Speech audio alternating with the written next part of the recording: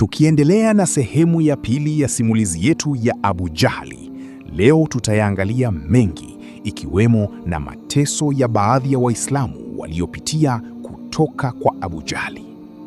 Abu Jahli alikuwa mmoja wa watu waliowaumiza sana Waislamu wa mwanzo kusilimu. Aliwaonea watumwa waliokuwa wameingia katika Uislamu, hasa wale ambao hawana wa kuwatetea. Miongoni mwa watu walioteswa sana na Abu Jahli kwa ajili ya dini yao ni Bilal ibn Rabah. Bilal alikuwa mtumwa mweusi kutoka Habasha. Aliposilimu, mabwana wake wakaanza kumtesa. Abu Jahl alikuwa akifurahia kuona Bilal akiteswa jangwani. Bilal aliwekwa juu ya mchanga wa moto chini ya jua kali. Jiwe kubwa lilikuwa likiwekwa kifuani kwake, huku akiambiwa mkufuru Mola wa Muhammad. Lakini Bilal alikuwa akisema Ahad, Ahad. Maana yake Allah ni mmoja, piga ua. Jambo hilo lilimkasirisha sana Abu Jahli. Na miongoni mwa matukio mabaya zaidi ya Abu Jahli ni kumuua Sumayya binti Khayyat, mwanamke wa kwanza kufa shahidi katika Uislamu. Sumayya alikuwa mwanamke mzee aliyesilimu pamoja na mume wake Yasir na mtoto wao Ammar. Familia hiyo iliteswa sana. Walifungwa katika jangwa na kupigwa sana, na walikuwa wakinyimwa hata maji ili waukane Uislamu. Lakini hawakuacha dini yao hiyo mpya. Siku moja, Abu Jahli alikuja akiwa na hasira. Alimtukana Sumayya, lakini Sumayya hakumwogopa. Akamwambia, Muhammad yuko juu ya haki. Abu Jahli akakasirika sana. Akamchoma mkuki sehemu ya siri, na hapo Sumayya akafa. Subhanallah. Akawa shahidi wa kwanza katika historia ya Uislamu kwa upande wa wanawake na wanaume.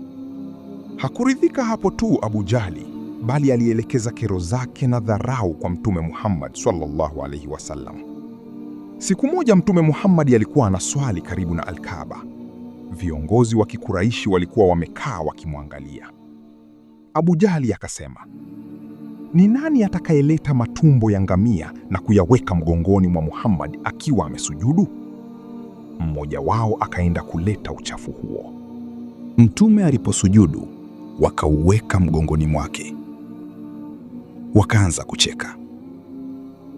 Mtume hakuweza kunyanyuka mpaka binti yake Fatma binti Muhammad alipokuja na kuuondoa uchafu ule.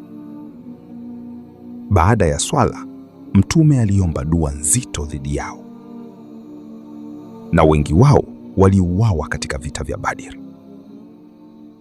Hakuishia hapo tu Abu Jahli. Alikuwa ni mtu mwenye kiburi kupitiliza, na hili ndilo tatizo lake kubwa. Na sio ujinga, lilikuwa ni jitu lenye akili sana, lakini akili zake zilishindwa kumfanya aifate haki aliyokuja nayo Nabii Muhammad sallallahu alaihi wasallam. Inasemekana siku moja alisema, tunajua Muhammad hasemi uongo. Ikiwa Banu Hashim watapata utume pia, sisi tutabaki na nini? Hivyo basi, chuki yake ilikuwa ya kisiasa na kiburi. Hakutaka ukoo mwingine upate heshima kubwa kuliko wao. Siku moja Abu Jahli alimkashifu Mtume karibu na Kaaba. Alimtukana na kumuumiza kwa maneno yake makali ya ufedhuli. Lakini Mtume hakujibu. Tukio hilo lilimfikia Hamza ibn Abdul Muttalib, ami yake Mtume Muhammad. Wakati huo Hamza hajasilimu bado. Hamza alikuwa ni mmoja katika mashujaa wakubwa pale Maka. Kila mmoja anamwogopa.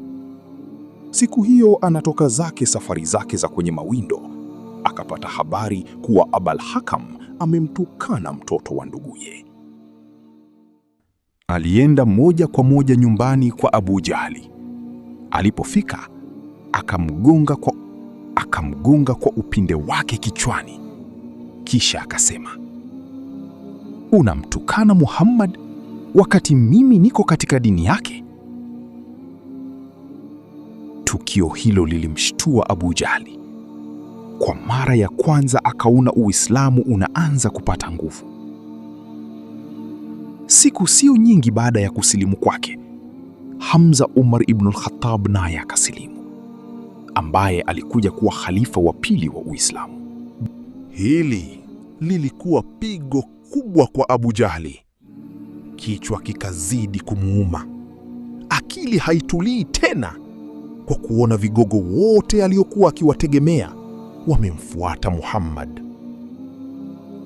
Kabla ya kusilimu, Umar alikuwa mkali dhidi ya Waislamu, lakini baada ya kusilimu akawa mtetezi mkubwa wa Uislamu. Abu Jahli alihuzunika sana, kwa sababu Umar alikuwa mtu mwenye nguvu na heshima kubwa. Kadiri Uislamu ulivyoendelea kuenea, Abu Jahli alianza kupanga njama nyingi. Aliwashawishi viongozi wa Kikuraishi wawafukuze Waislamu, wawanyime biashara na kuwatenga katika jamii. Hatimaye wakaandika mkataba wa kuwazuia Banu Hashim kufanya biashara au kuolewa. Kwa rai hii ya Abu Jahli, Waislamu waliteseka sana kwa miaka kadhaa. Watoto walilia kwa njaa. Lakini Abu Jahli hakujali hilo. Alikuwa ni mmoja katika watu makatili sana. Hali ilipokuwa ngumu, Mtume Muhammad aliwataka Waislamu wahame na waende Habasha. Baadaye, Mtume Muhammad na maswahaba wakahamia Madina.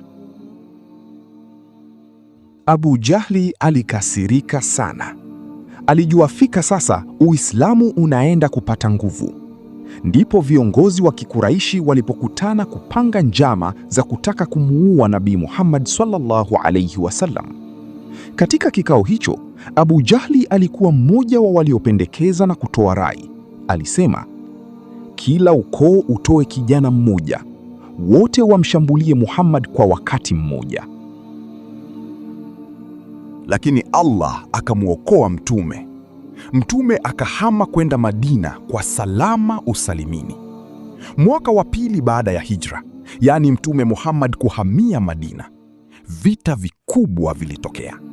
Hivi vilikuwa ni vita vya Badr, vita vya kwanza vikubwa vilivyopiganwa kati ya Waislamu na Makuraishi wa Makka. Abu Jahli alikuwa mmoja wa viongozi wakuu wa jeshi la Kikuraishi siku hiyo. Alikuja mbele ya jeshi lake na kusema, hatutarudi mpaka tusherehekee Badr kwa siku 3. Lakini mambo hayakuwa kama alivyotarajia. Waislamu walikuwa wachache. Walikuwa watu 313, lakini walikuwa na imani kubwa katika nyoyo zao. Makafiri walikuwa watu 1000. Vita vilipoanza, mapigano makali yakatokea. Abu Jahli alikuwa mstari wa mbele akiwa anawahamasisha watu wake. Lakini vijana wawili Waislamu walikuwa wanamtafuta. Walikuwa Muadh ibn Amr, Muawidh ibn Afra. Walipomwona, walimshambulia kwa nguvu kwa kukata miguu ya farasi wake, na Abu Jahli akaanguka chini akiwa amejeruhiwa vibaya. Baadaye, Abdullah ibn Mas'ud, swahaba wa Mtume Muhammad, alikuja kwa Abu Jahli kumtazama akiwa katika pumzi zake za mwisho. Ibn Mas'ud akamweka Abu Jahli mguu wake kifuani. Lakini hata akiwa anakufa, Abu Jahli bado alikuwa na kiburi. Akasema, mumemuua mtu mkubwa, yaani yeye. Kisha akafa. Hapo ndipo ulipokuwa ndio mwisho wa adui mkubwa wa Waislamu na Uislamu, Abu Jahli, ulipoishia. Aliuawa na watoto wadogo sana walioshiba mapema ya Allah na mtume wake. Baada ya vita vya Badr, mwili wa Abu Jahli ulitupwa pamoja na viongozi wengine wa Kikuraishi ndani ya kisima. Kifo chake kilikuwa ushindi mkubwa kwa Waislamu. Kwa miaka mingi alikuwa akiwatesa, akiwazuia mambo yao na kujaribu kuuzima na kuukandamiza Uislamu. Lakini mwisho wake ulikuwa wa fedheha na aibu. Historia ya Abu Jahli ina mafunzo mengi. Kiburi kinaweza kumwangamiza mtu. Abu Jahli aliujua ukweli, lakini kiburi kikamzuia kuukubali Uislamu. Ukweli hauzimwi kwa nguvu, bali ukweli siku zote utabakia kuwa ukweli tu. Licha ya mateso yote, Uislamu uliendelea kuenea. Wanaodhulumu watu, mwisho wao huwa mbaya. Aliwatesa watu wengi, lakini mwisho wake ulikuwa wa aibu. 4. Imani ya kweli huvumilia. Maswahaba waliteseka sana, lakini hawakuiacha dini yao ya haki. Usisahau kusubscribe channel yetu na tuambie, umeipenda simulizi hii? Na je, unaisikiliza ukiwa wapi? Bye.